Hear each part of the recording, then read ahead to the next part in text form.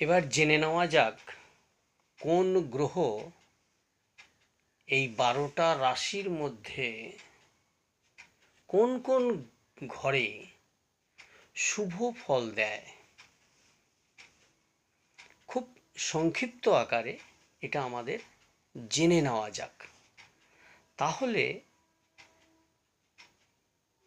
মানুষ নিজেরাই নিজেদের কিছুটা হলেও ওয়াকিবহাল হতে পারবে। যেমন রবি তৃতীয়া, ষষ্ঠম, দশম ও একাদশে শুভ ফল দেয়।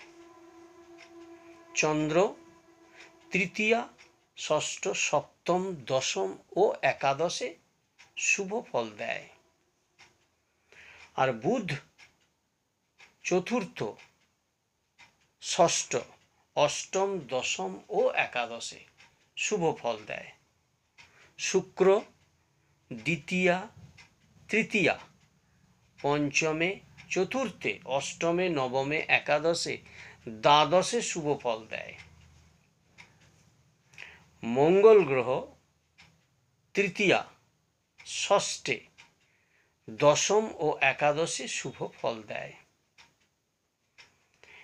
বৃহস্পতি দ্বিতীয়া, পঞ্চম, সপ্তম, নবম ও একাদশেও শুভ ফল দিয়ে থাকে।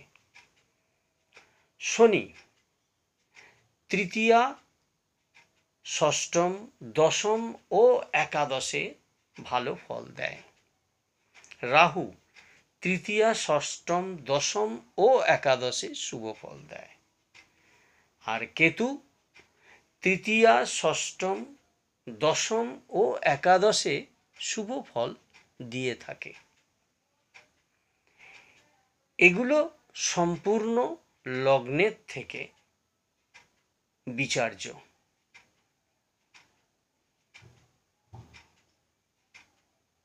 যদি কেউ তার রাশি বা লগ্ন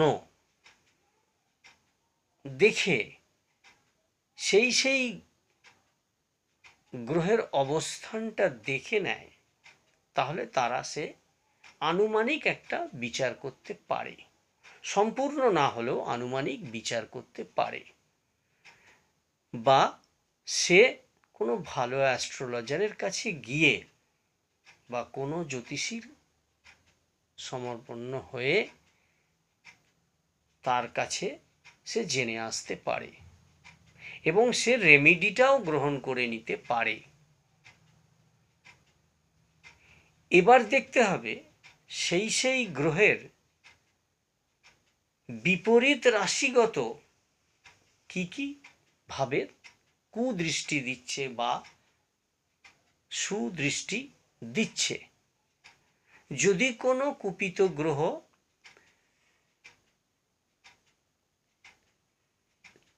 দৃষ্টি প্রদান করে, তাহলে তার ফল কিন্তু সে সম্পূর্ণ আকারে পাবে না।